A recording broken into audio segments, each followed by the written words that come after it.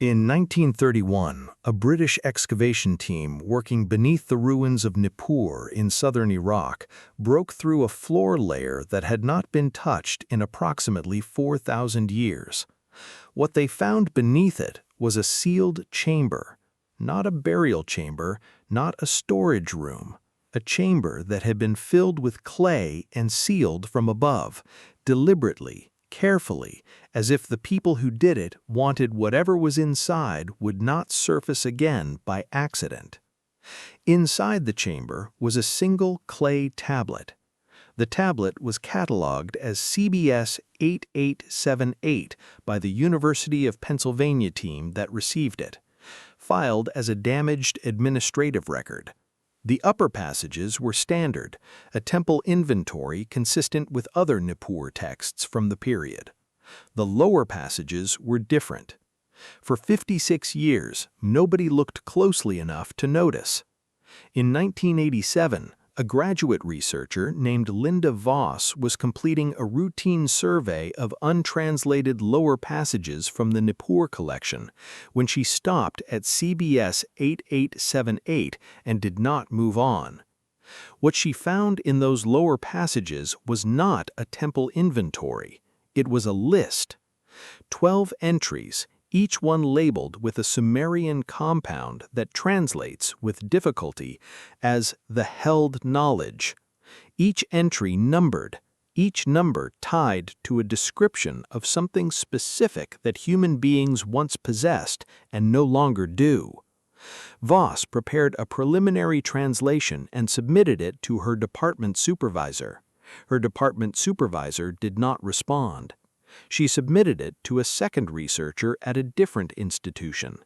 That researcher requested the original tablet for examination. The original tablet was reclassified. It is currently listed in a holdings database under a designation that does not appear in any publicly searchable index.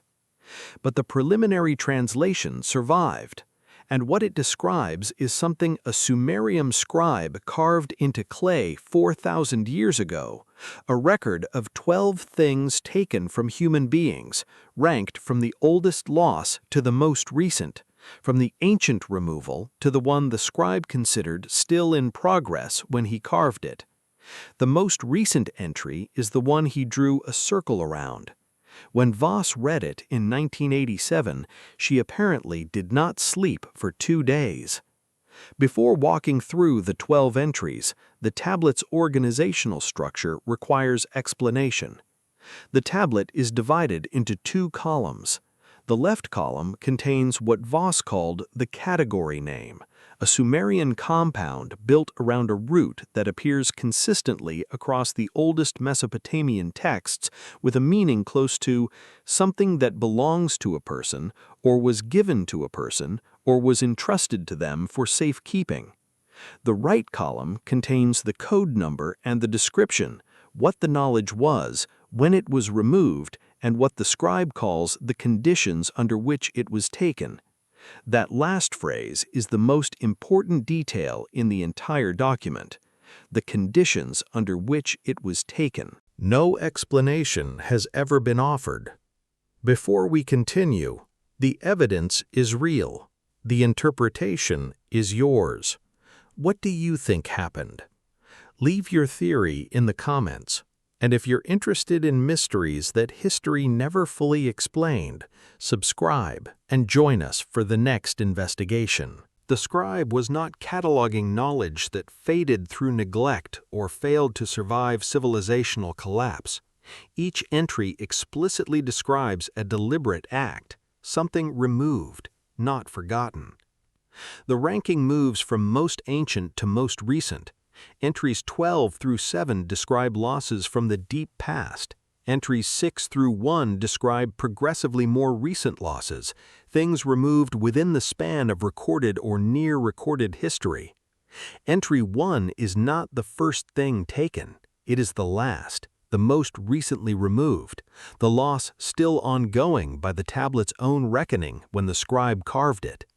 Above both columns, across the top of the document, the scribe carved a single line in smaller, more careful script. The line reads, This was not lost, this was taken, and those who took it are still watching what grows in the space they made. Entry 12, the oldest loss on the list.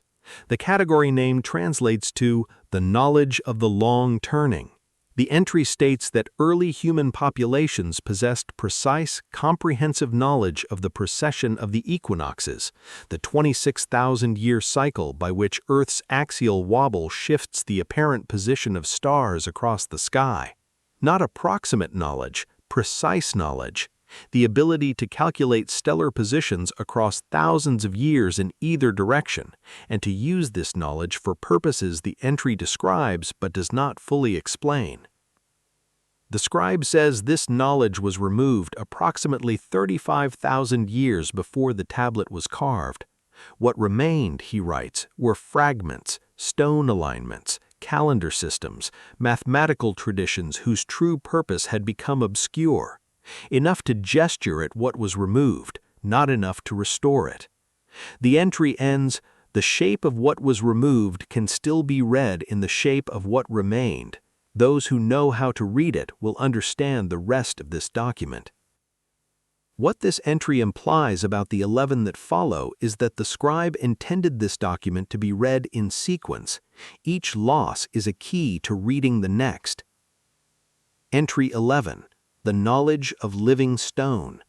The category name centers on a Sumerian root that appears in no other recovered text. Voss's best approximation, the shaping of material through sound or through intention rather than through force. The entry describes what this means practically.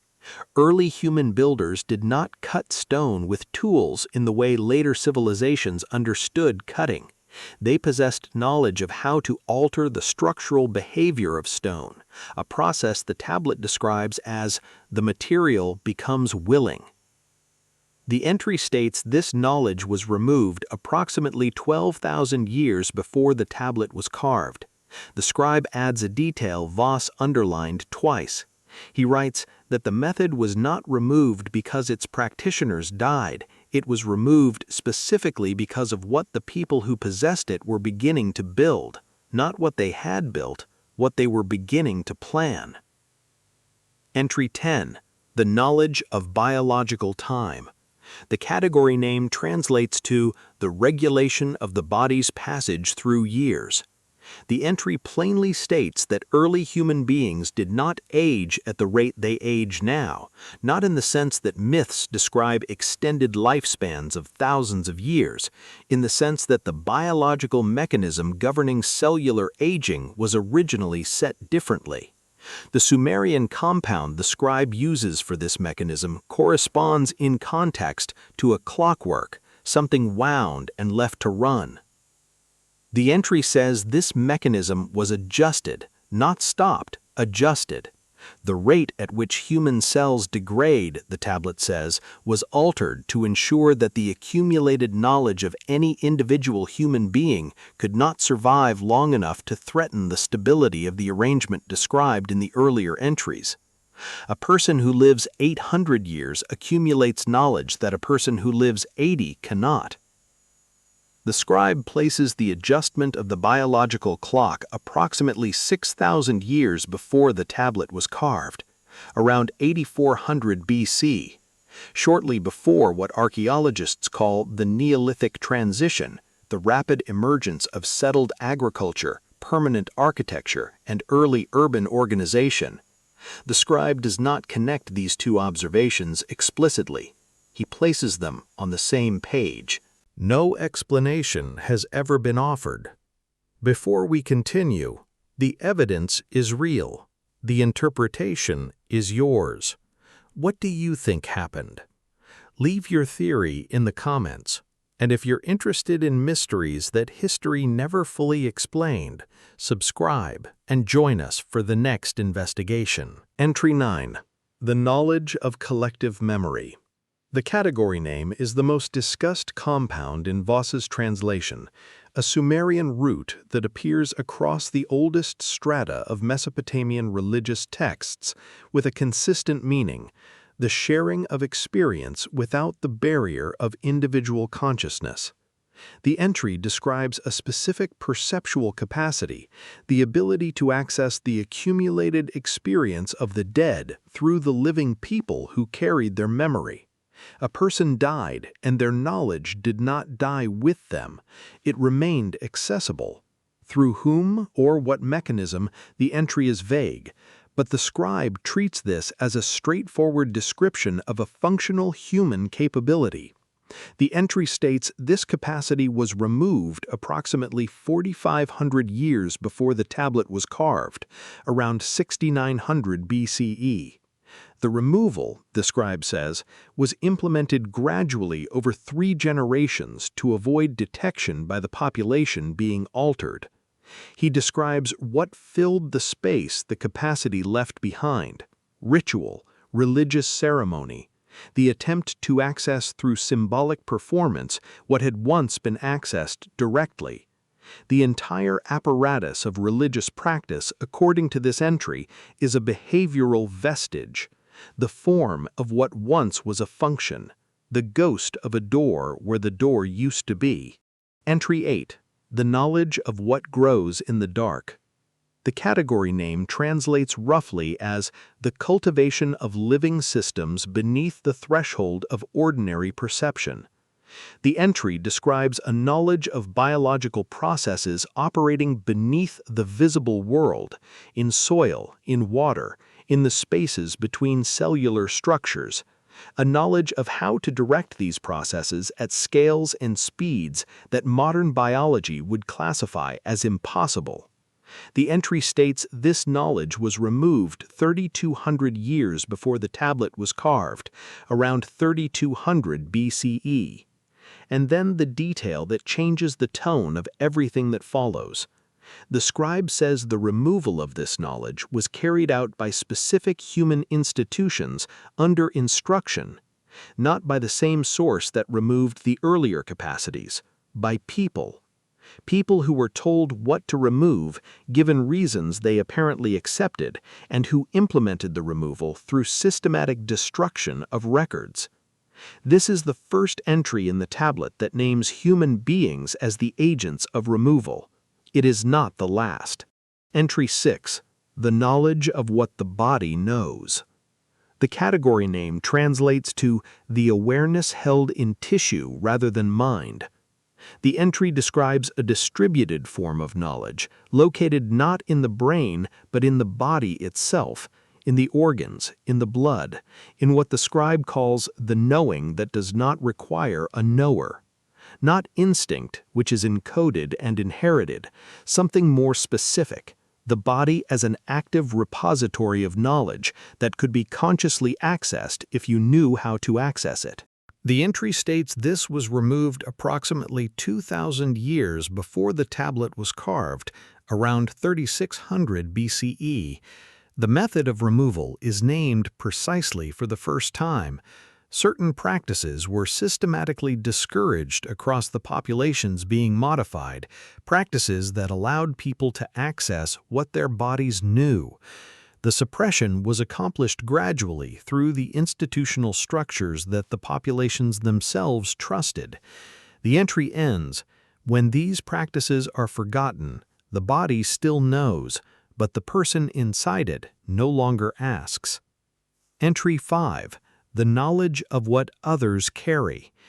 The category name uses a Sumerian compound that in other texts refers to the perceived interior state of another human being, not through behavioral cues, not through inference, but through direct perception, the ability to know with certainty whether another person was telling the truth. The entry states this knowledge was removed approximately 1,400 years before the tablet was carved, around 2,800 BCE. The scribe says the implementation was elegant. The capacity was not destroyed, it was narrowed, reduced from a reliable channel to an occasional signal, intermittent, ambiguous, easy to dismiss. He uses a phrase Voss translated multiple ways before settling on, "They did not silence the voice, they taught the listener to doubt it." This is the first entry where the scribe expresses something that reads like a personal response to what he is recording. He writes, "The greatest loss is not the capacity, it is the willingness to trust what remains of it." Entry 4. The knowledge of why we are here. The category name translates to the full account of the circumstances of our creation. The entry states that early human populations possessed through memory and record a complete account of what human beings are, why the specific biological configuration of the human species came to be, and what the humans who carried this knowledge were intended for. Not mythology, not origin story, a factual account. The entry states this knowledge was removed approximately 900 years before the tablet was carved, around 2300 BCE. The removal was the most thorough of any entry. Every record, every tradition, every lineage that carried the account was specifically targeted. The removal was implemented within a single generation. The scribe writes, "What replaced it was not silence. What replaced it was a story, many stories, each one different enough from the others to ensure that no single account could be recognized as the original." Then he writes something that Voss circled in her notes and marked with 3 question marks. The account that was removed was not flattering to those who implemented the removal. What human beings were told they are and what they were told they are for is not what the original account described. He does not include the original account in the tablet. He writes only, "It was not what you have been told." Entry 3. The knowledge of what preceded us. The category name translates to the full record of what existed before the current arrangement. The entry states that early human populations possessed comprehensive knowledge of what existed before them, not mythology about prior ages, a documented factual account of civilizations and arrangements of the world that predated the current human configuration. The removal of this knowledge was implemented by the same process as entry 4.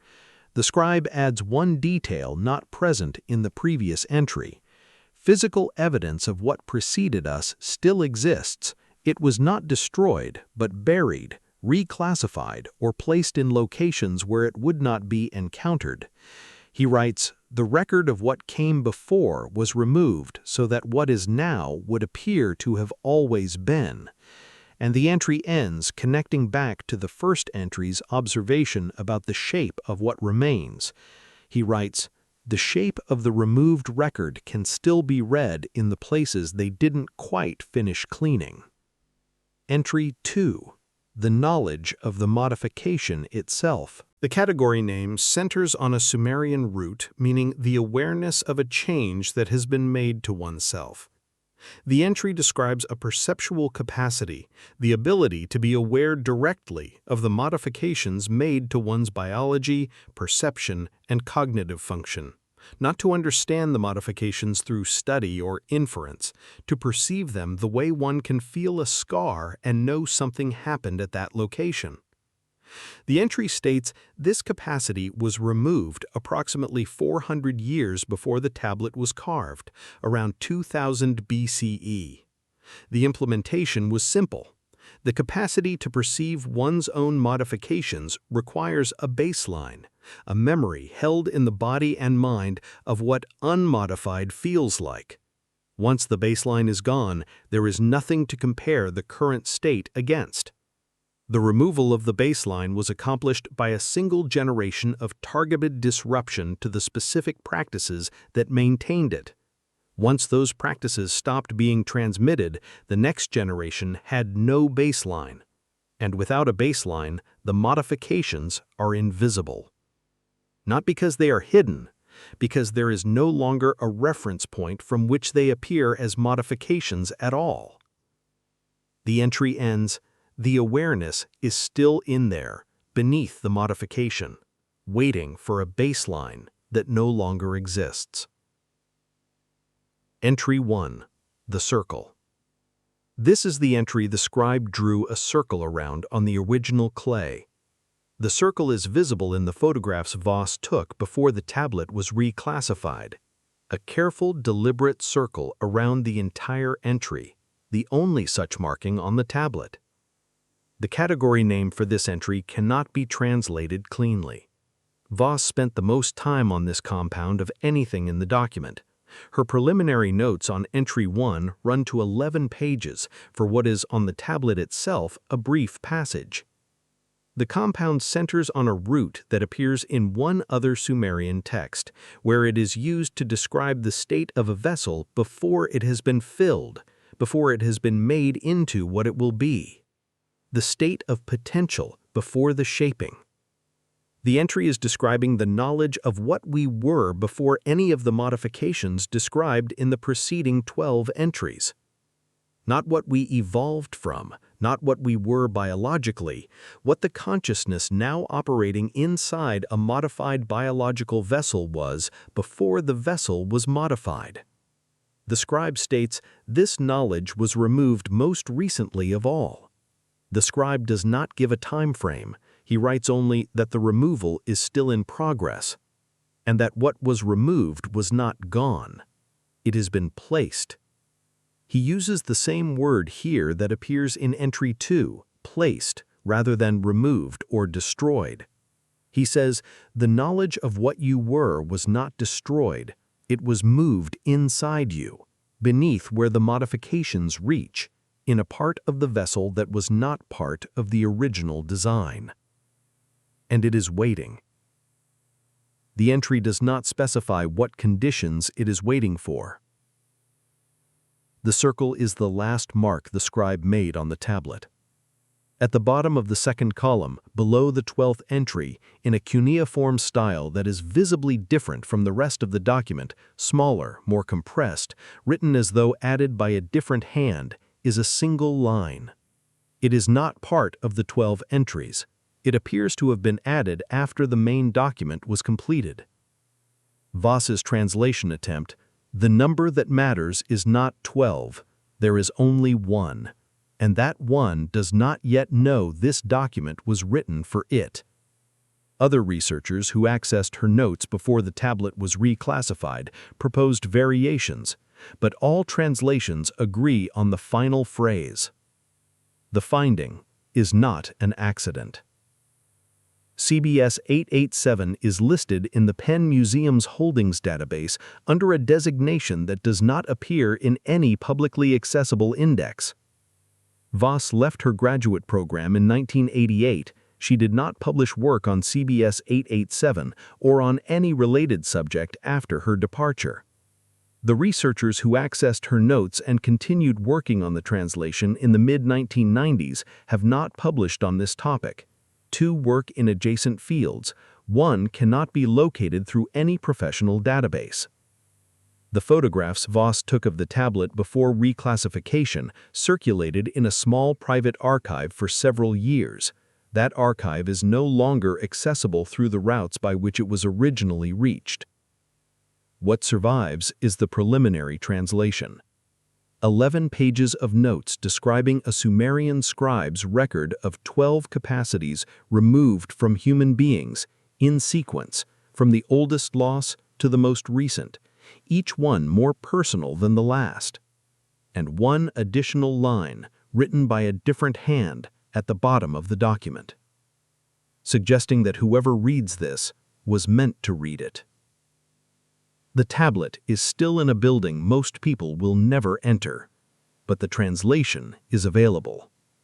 The 12 entries are available, and what the Sumerian scribe considered important enough to seal beneath a floor 4,000 years deep in the ground, what he drew a single circle around and marked as still in progress, has now been read. The scribe left 1 instruction at the end. He did not say what to do with the knowledge. He did not say who took it or how to recover it. He wrote only that the knowledge of what you were was placed inside you, beneath where the modifications reach, in a part of the vessel that was not part of the original design. And it is waiting. The only question the tablet does not answer is the one that makes it worth reading at all. Waiting for what?